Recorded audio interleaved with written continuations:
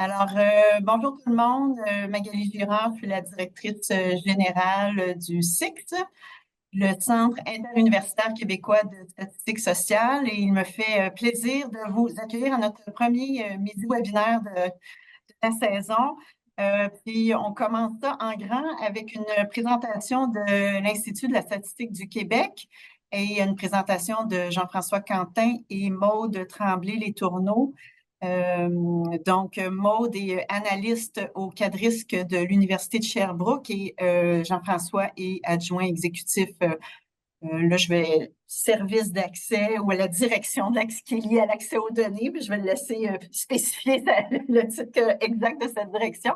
Mais la présentation porte sur les procédures ou comment faire pour faire une demande d'accès aux données administratives qui sont gérées par l'Institut de la statistique du Québec. Ça va faire, je pense que c'est la troisième présentation là, que Jean-François et Maude font dans le cadre de nos midi-webinaires, donc une présentation par année. Donc, c'est toujours fort apprécié. Puis, ils vont vous présenter les différentes étapes là, pour faire votre demande d'accès. Comme vous avez pu le voir, c'est une présentation qui est enregistrée. Puis, on est toujours très efficace pour le rendre rapidement disponible sur notre chaîne YouTube.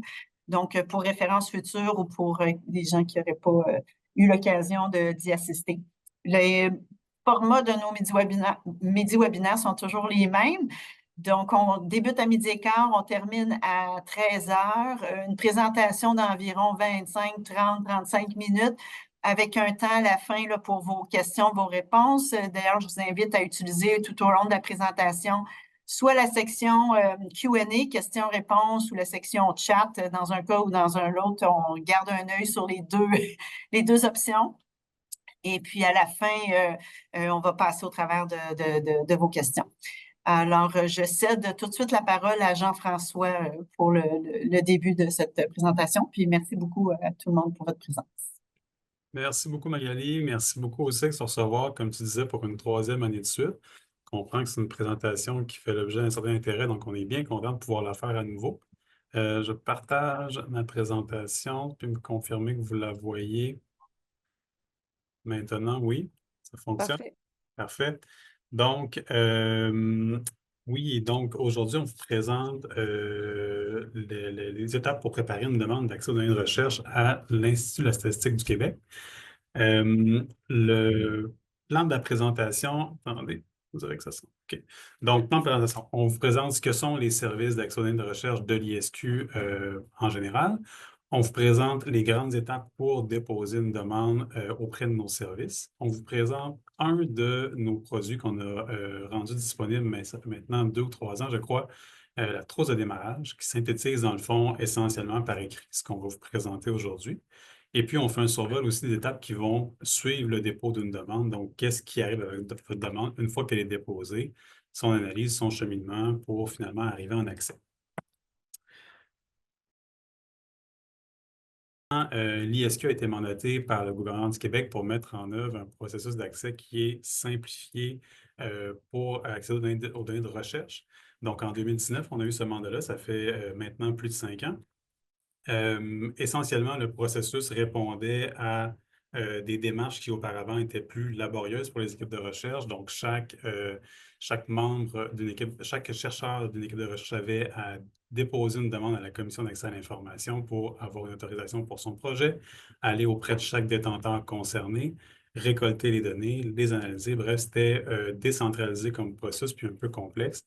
Donc, le mandat de l'ISQ visait à rassembler ça, à centraliser ça. L'ISQ rend accessibles les données de plus de 50 de ses propres enquêtes, donc pour la recherche, mais aussi de l'administrative d'une quantité maintenant croissante de ministères et d'organismes. Pour l'instant, on fait l'offre des données de santé, donc RAMQ et M3S. Il y a aussi des données d'éducation qui sont disponibles.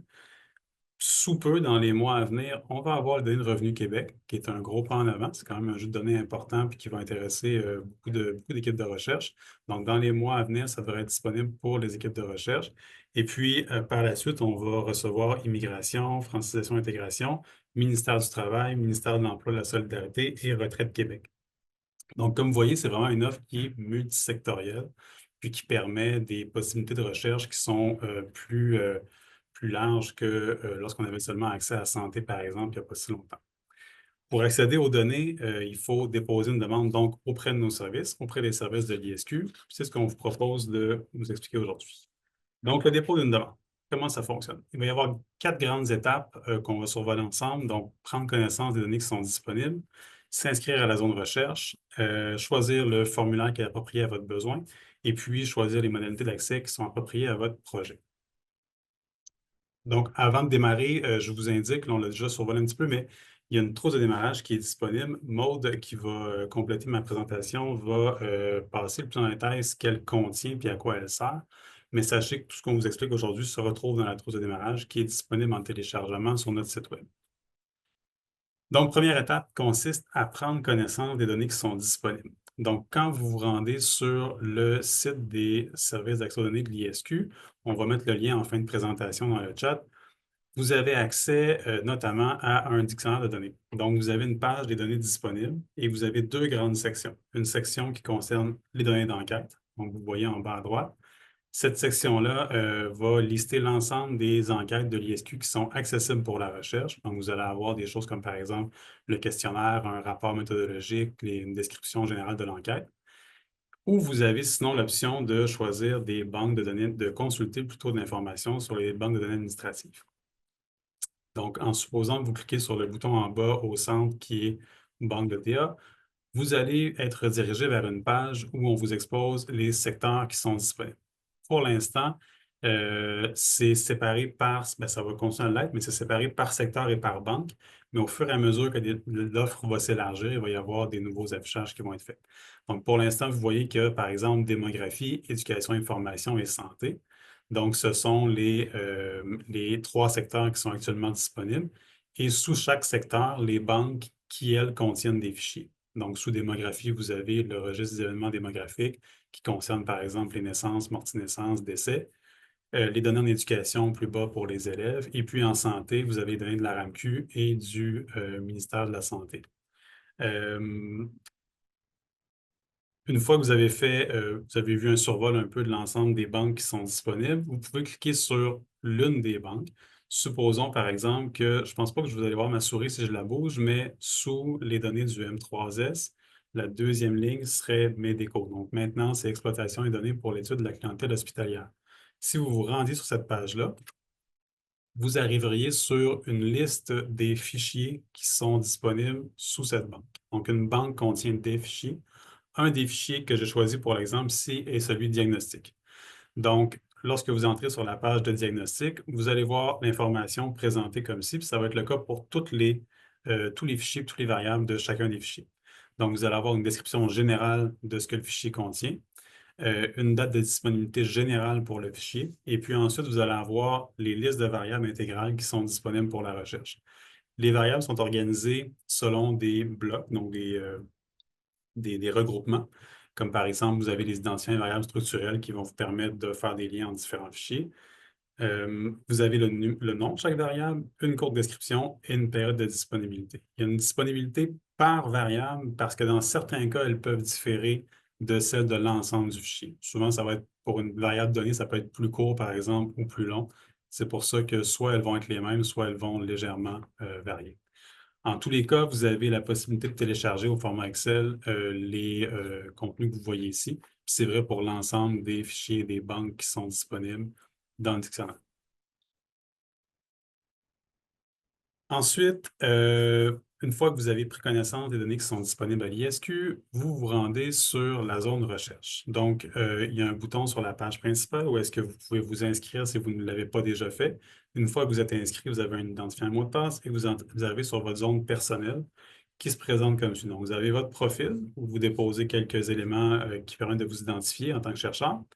Vous avez une section sur vos projets de recherche. Donc, chaque fois que vous allez être soit chercheur ou chercheur principal pour un projet ou que vous allez être co-chercheur sur un projet, vous allez avoir la liste des projets correspondants qui vont être associés sous la section « Mes projets de recherche ».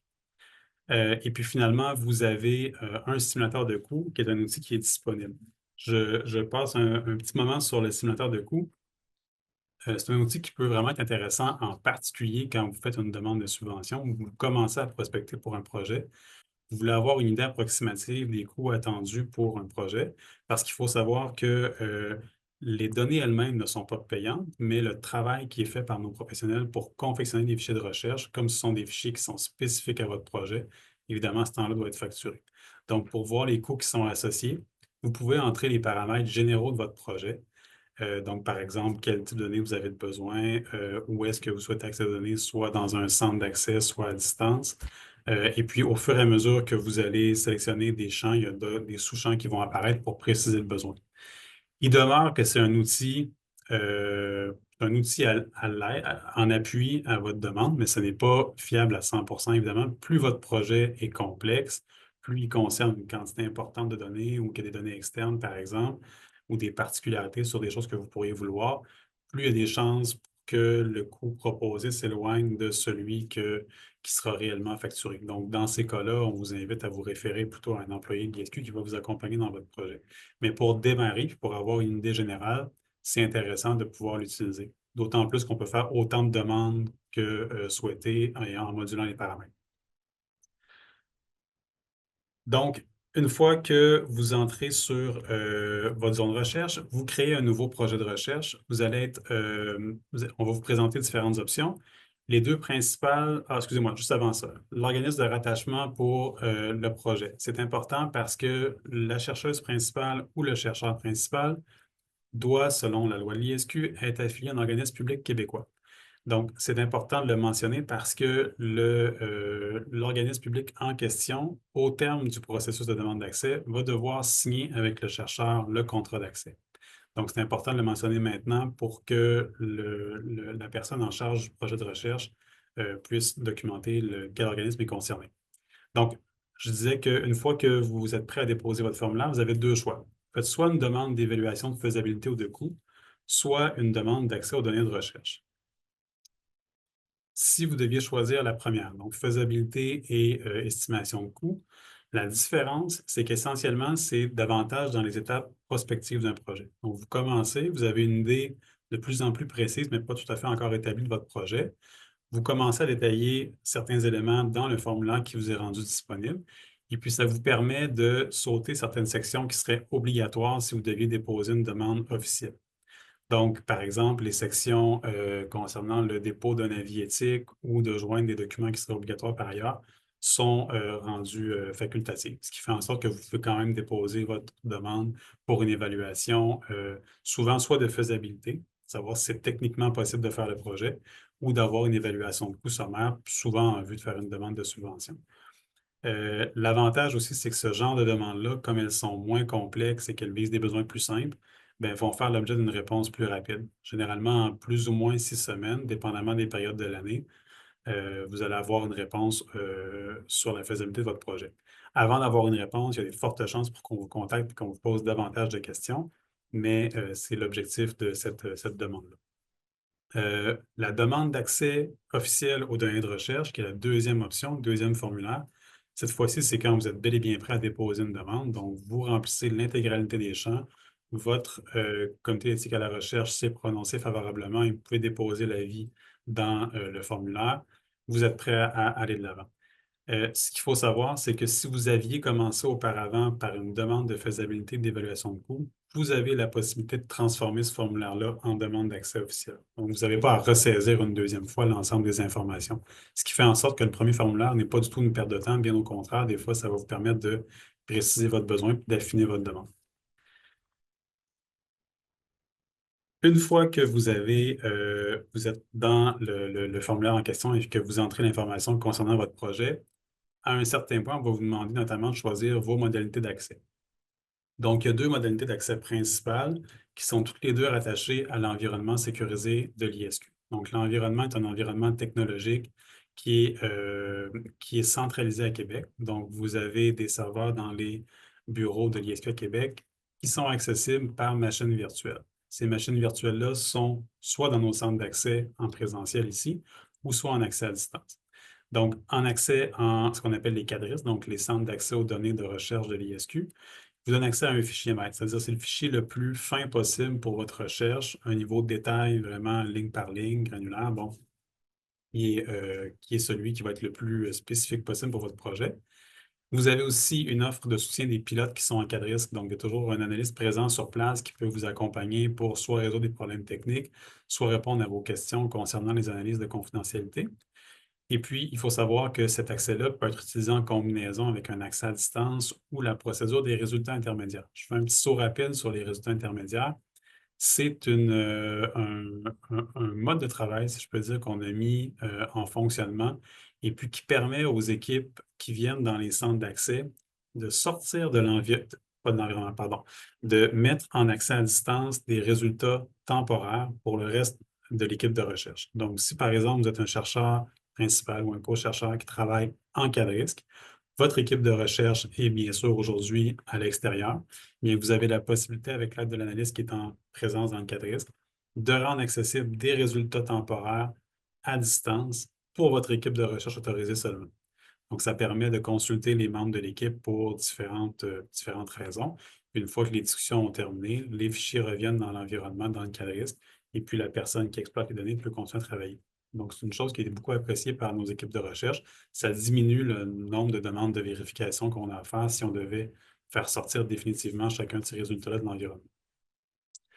Deuxième option, c'est l'accès à distance. Donc, l'accès à distance, comme je le disais, c'est la même technologie. Ce sont des machines virtuelles qui sont installées sur des postes à l'extérieur des centres d'accès de l'ISQ, mais toujours dans l'environnement technologique de l'ISQ. Ces machines virtuelles-là doivent être accessibles depuis des postes qui sont autorisés, donc qui rencontrent certains critères de sécurité, et dans un local autorisé aussi selon les modalités du contrat d'accès. Donc, il y a des conditions spécifiques pour pouvoir avoir un accès à distance, mais lorsqu'elles sont rencontrées, c'est une possibilité pour votre projet. Dans certains cas, le télétravail va être permis. C'est une chose que l'ISQ permet de manière générale, à moins que certaines données sensibles soient rendues disponibles, mais ça va dépendre de la disposition de votre organisme public à l'autoriser. Dans certains cas, des universités ou des centres de santé ne veulent pas que le télétravail soit disponible, en quel cas, ce n'est pas inclus dans le contrat d'accès. Juste avant de passer la parole à Maude, un petit récapitulatif de certains éléments qui sont très importants. Donc, vraiment un facteur clé, là, définir votre objectif de recherche, de l'avoir aussi précis que possible.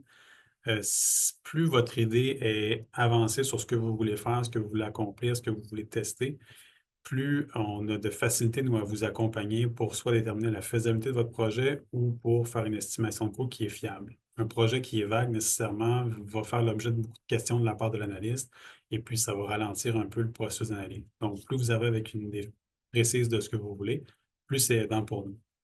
Comme je l'ai dit plus tôt, prenez la peine d'aller consulter les données qui sont disponibles sur le dictionnaire. C'est déjà une bonne première étape pour avoir un point de discussion commun avec l'analyste. Donc, ça peut certainement aider. Et puis, conclure avec une petite distinction technique qui est malgré tout importante puis qui est des fois mal comprise de la part des équipes de recherche. C'est une bonne idée d'essayer de penser les différences entre ce qui va vous servir à sélectionner les individus sur lesquels vous allez travailler, donc les populations, les cohortes qui vont être concernées par votre recherche, et les critères pour l'extraction des renseignements à propos de ces individus-là. Donc, on peut avoir une période, par exemple, je donne un exemple fictif, entre 2005 et 2015 pour sélectionner les individus selon un critère donné, par exemple une pathologie ou un diagnostic. Mais vous pourriez vouloir avoir de l'extraction de renseignements pour 5 ans avant et 5 ans après cette période-là. Donc, une sélection en 2005-2015, une extraction en 2000 et 2020. Ce n'est pas toujours le cas, mais s'il y a cette distinction-là à faire, c'est important de nous le mentionner. Ça nous permet de mieux comprendre ce que vous essayez de faire comme projet et puis de vous produire le fichier correspondant. Je pense que j'ai fait le tour. Oui, donc je passe la parole à Maude qui va revenir sur la trousse de démarrage et puis vous expliquer ce qu'elle contient plus en détail. Merci Jean-François. Oui, donc je poursuis en son seulement pour ne pas nuire à la bande passante, mais j'essaierai de rajouter le bon visage à la fin de la présentation. Donc, je vais poursuivre donc, la trousse de démarrage qui a été conçue par l'ISQ. Donc, vous vous demandez sans doute pourquoi une trousse d'accompagnement a dû être créée. Bien, la trousse va permettre plusieurs choses. notamment donc de détailler le cheminement d'une demande et ainsi d'assurer une meilleure compréhension du processus d'accès dans sa globalité.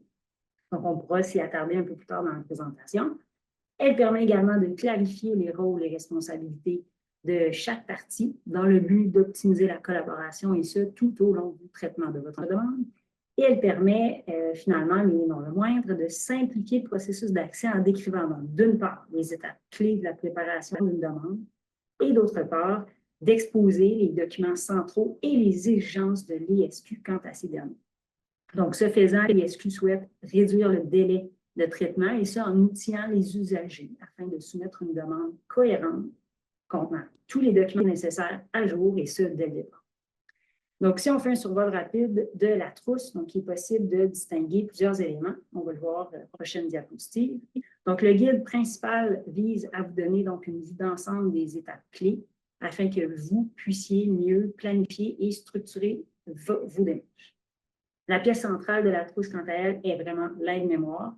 Elle est divisée en deux thématiques, soit les éléments à vérifier et les documents à fournir. On va s'y attarder dans les prochaines diapositives. Finalement, il est possible de rapidement accéder à des documents modèles et des documents de référence qui pourraient être utiles à différentes étapes de votre demande. Donc, je le rappelle, je vous encourage fortement à utiliser ces outils pour préparer efficacement vos documents et ainsi éviter des retards dans le processus. Donc, on va s'attarder donc à l'élément central de la trousse qui est la mémoire.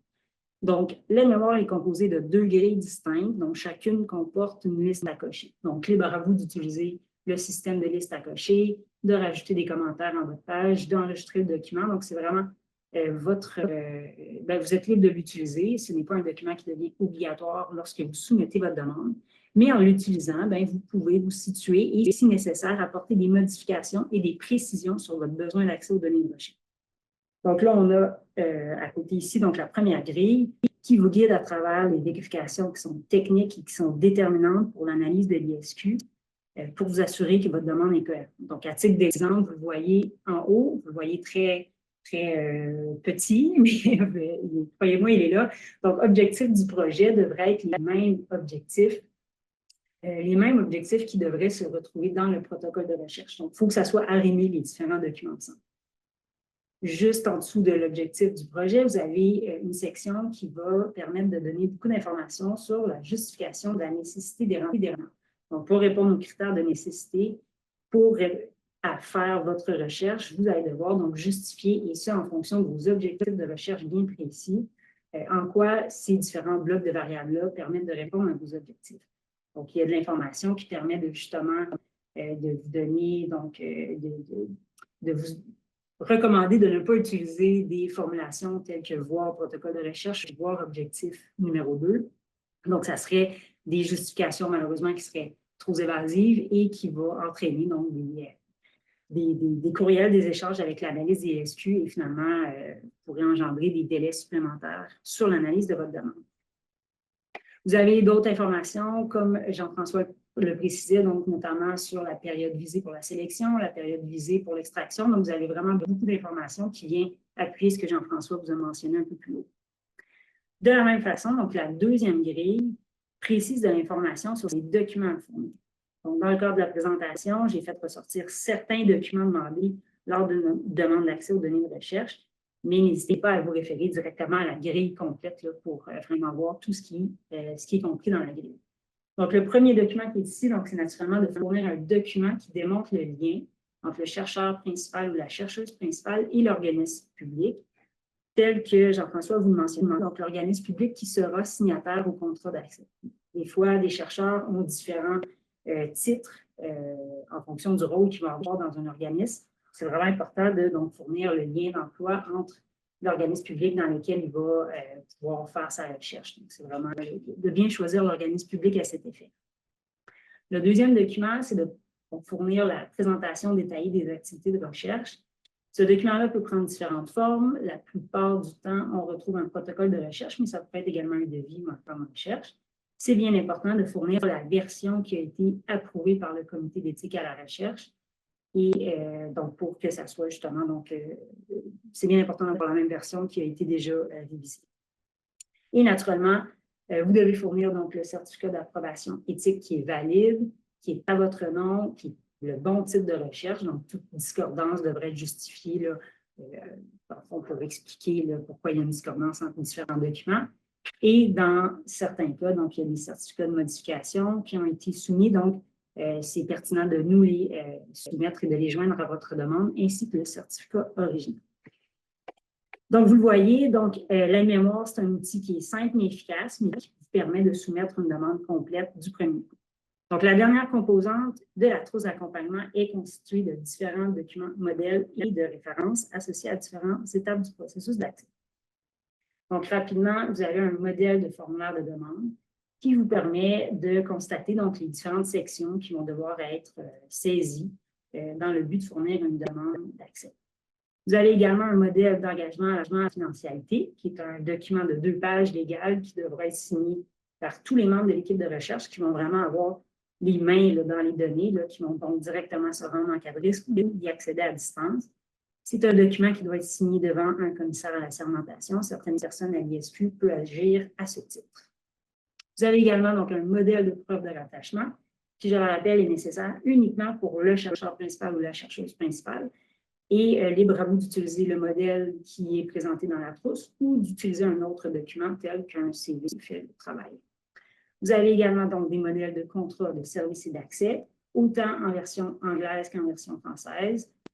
Toutefois, donc, la version anglaise est vraiment une version de courtoisie et uniquement les documents en français seront signés avec l'ISQ. Vous avez donc des grilles de vérification lorsque vous devez nous transmettre des données, que ce soit pour bonifier les données administratives, donc des variables de recherche que vous auriez, ou que ce soit donc des données qui sont détenues par un autre organisme public. Lorsque vous voulez nous transmettre de l'information, des données, c'est bien inutile d'utiliser les grilles de vérification pour s'assurer et faciliter le travail des statisticiens pour comprendre les données qui vont être acheminées chez nous. Et ça facilite le travail et ça rend plus rapide donc, le travail pour incorporer les données aux données administratives.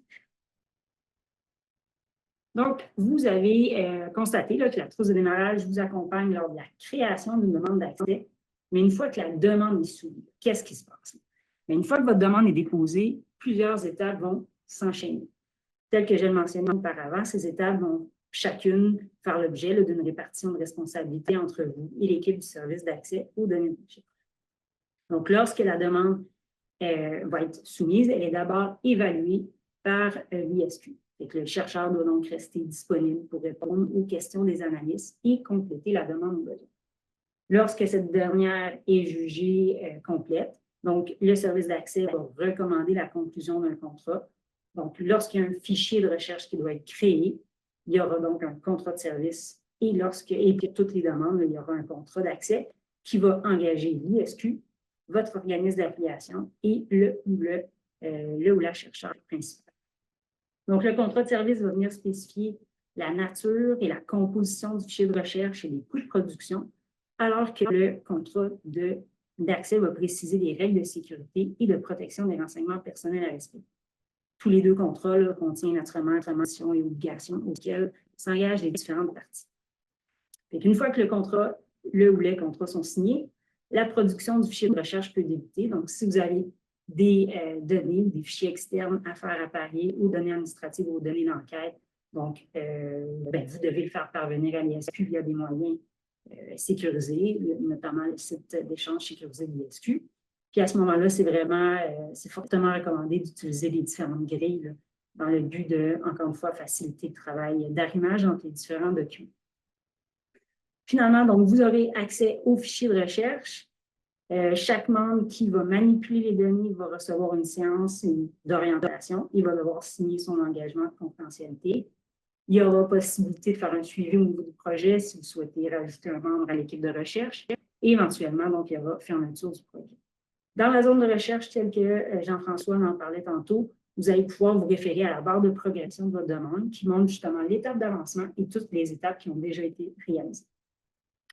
Donc, en résumé, donc la trousse est là pour simplifier votre démarche d'accès aux données de recherche, mais tout en gardant en tête que le point central, c'est vraiment que vous devez définir les besoins de recherche et de rendre donc la demande de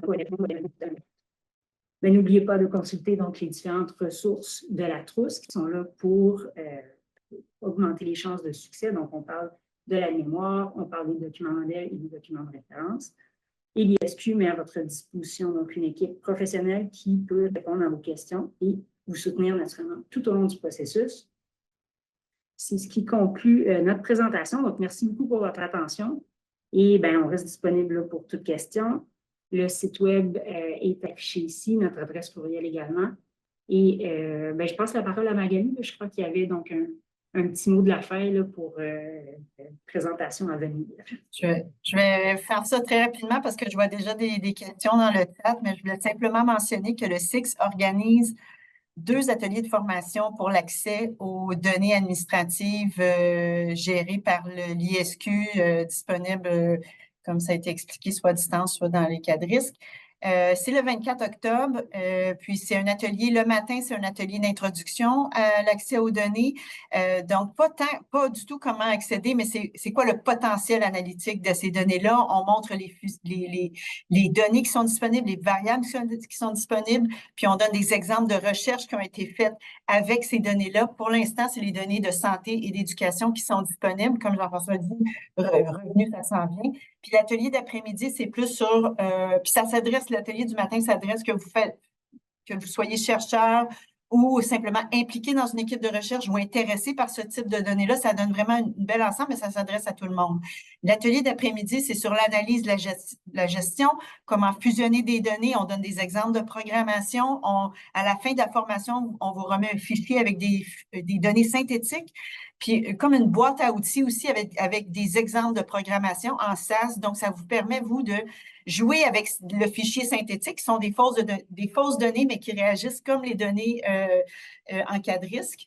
Puis donc, c'est vraiment très, très utile. Puis ça, c'est plus pour des chercheurs, soit qui ont déjà un projet à l'ISQ ou qui veulent faire une demande d'accès. Donc, ça, c'est le 24, puis toutes les informations sont sur notre site web.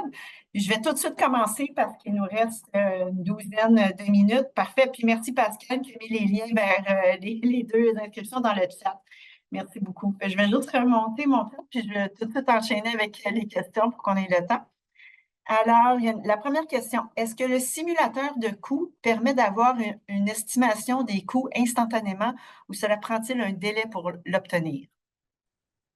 Je peux répondre, Maud, si tu veux. Oui, c'est instantané. Donc, c'est vraiment un outil dynamique en ligne, là. Vous sélectionnez les paramètres, vous faites soumettre et vous allez avoir en format PDF téléchargeable une fiche qui vous indique, c'est une braquette de prix dans le fond. On va vous dire votre projet, selon les paramètres saisis, devrait se situer entre ça et ça.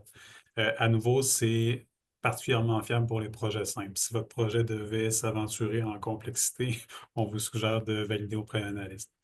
Mais oui, c'est disponible en temps réel autant de fois que vous le voudrez. Super, merci. Est-ce qu'un chercheur mandaté par un organisme public, par exemple le MESS, pour réaliser un projet de recherche est autorisé à faire ce type de demande ou seulement les employés de l'administration publique? Le cas échéant, quelle serait la preuve de rattachement? Si je comprends bien la question,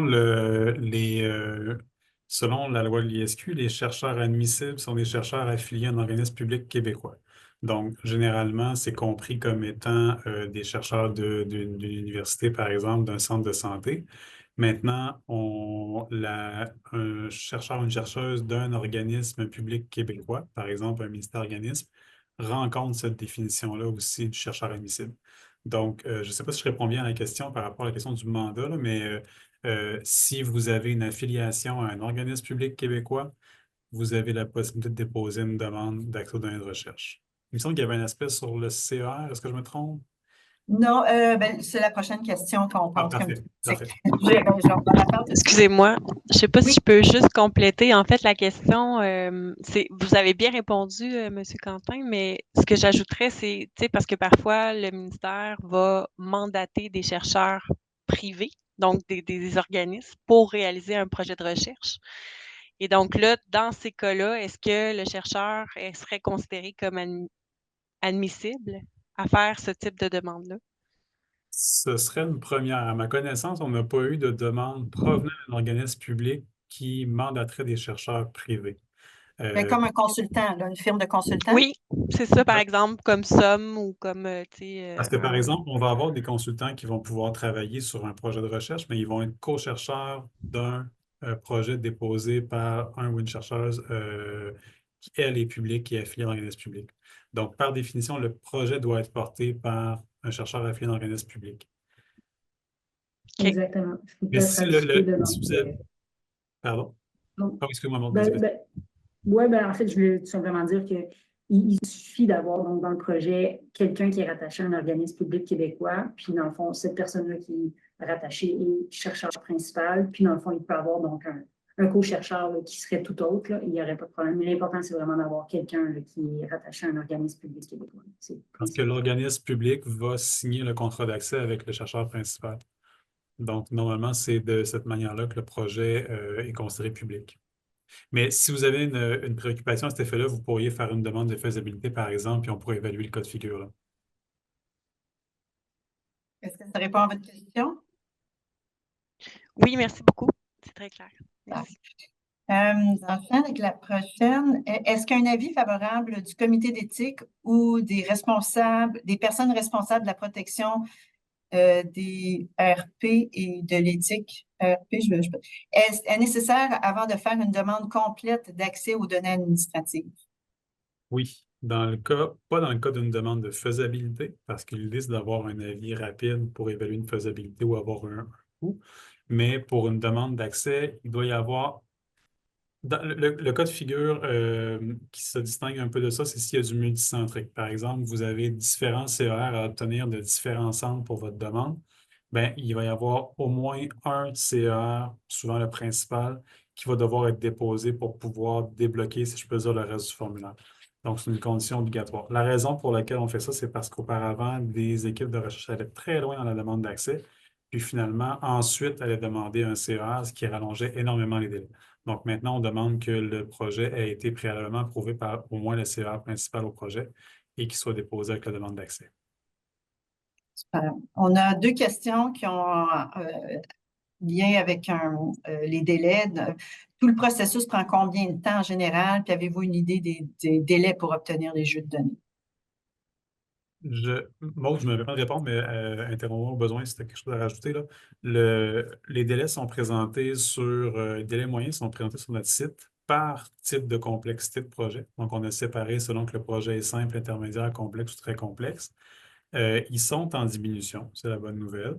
Il demeure que ce sont des demandes qui sont par définition complexes, donc qui prennent un certain temps. Donc, je ne peux pas vous donner une durée précise pour un projet, mais à nouveau, vous pouvez voir les moyennes qui sont affichées sur notre site Web. Une notion très importante à retenir, c'est que pour les délais, en moyenne, 50% sont attribuables aux équipes de recherche. Donc, tout ça pour dire que si vous faites le maximum pour accélérer la mise à disposition de documents qui sont à jour, qui sont préparés, qui sont cohérents, ça va beaucoup, beaucoup diminuer cette portion-là. Puis nous, il va nous rester seulement notre travail à faire. Donc, ça peut faire que le délai total est beaucoup plus court. Voilà ce que j'aurais à dire pour ça. Super. Une question qui est en lien avec la première question de Mme Allaire, mais je vais la poser juste pour préciser. Oui. Le processus dans son ensemble pour utiliser les services à la recherche de l'ISQ, donc dépôt d'une demande, suivi d'une demande, approbation éthique, etc., est-il identique pour les employés de la fonction publique par rapport aux chercheurs mandatés par un organisme public? Y a-t-il des éléments particuliers à retenir pour les employés de la fonction publique? C'est une très bonne question. C'est une bonne question parce que c'est relativement récent qu'on a ouvert la perspective aux chercheurs des organismes publics. Je ne m'aventure pas sur les aspects techniques parce qu'il y a certaines choses qui restent à attacher encore, mais de manière générale, c'est très, très similaire. La différence, c'est que généralement, les organismes publics n'ont pas toujours de CR à même leur bureau. Donc, là, il faut voir comment on compose avec cette situation-là. Mais si vous deviez déposer une demande, par exemple, et vous spécifiez que vous êtes rattaché à un organisme public, un ministère organisme, je veux dire, on pourrait vous guider là, pour voir quels aménagements particuliers à prendre. Mais pour 90% du processus, c'est essentiellement la même chose, là. Je pense qu'il y a quand même de l'intérêt parce qu'il y a une autre question en lien Oui, avec ça évidemment. aussi. Oui, une bonne nouvelle. Critères d'admissibilité sur le site de l'ISQ, puis j'ouvre les guillemets, les membres du personnel d'un ministère ou d'un organisme public québécois qui font de la recherche en son nom, fermez les guillemets, en son nom signifie-t-il au nom du membre du personnel ou au nom du ministère ou organisme public? Non, en fait, ce n'est pas parce que, c'est pas par exemple pour dire que le ministère a mandaté le chercheur pour faire une telle recherche. C'est plutôt pour dire que la recherche portée par un chercheur associé à un organisme public va être endossée par l'organisme public. Donc, que l'organisme va signer le contrat d'accès. Donc, quand le chercheur dépose une demande, il doit s'assurer que son organisme public va aller jusqu'à endosser le projet et signer le contrat. Sinon, nous, on ne pourra pas donner accès en bout de ligne. Mais ce n'est pas un mandat de recherche octroyé par l'organisme. Je ne sais pas si la distinction est claire, mais au pire, écrivez-nous puis on pourra vous clarifier ça. L'autre, j'ai réponse à la prochaine question. Si j'ai accès au Centre de données de Statistique Canada, est-ce que j'ai également accès au CADRIS ou faut-il 2 demandes séparées? Il faut 2 demandes séparées. Donc, le SIX, Statistique Canada, gère ces demandes d'accès. On vous signe un contrat avec Statistique Canada quand vous avez une demande d'accès, puis vous suivez les procédures et puis les critères de Statistique Canada. Puis quand vous faites une demande au CADRIS ou à distance, géré par l'ISQ, vous suivez les procédures d'accès de l'ISQ. Voilà. Je vais voir, est-ce qu'il y avait d'autres questions? Je pense qu'on a fait le tour sur le chat, puis je ne vois pas d'autres questions. S'il n'y a pas d'autres questions, ben, il est 1 heure ou presque. Alors, je vais remercier Jean-François et puis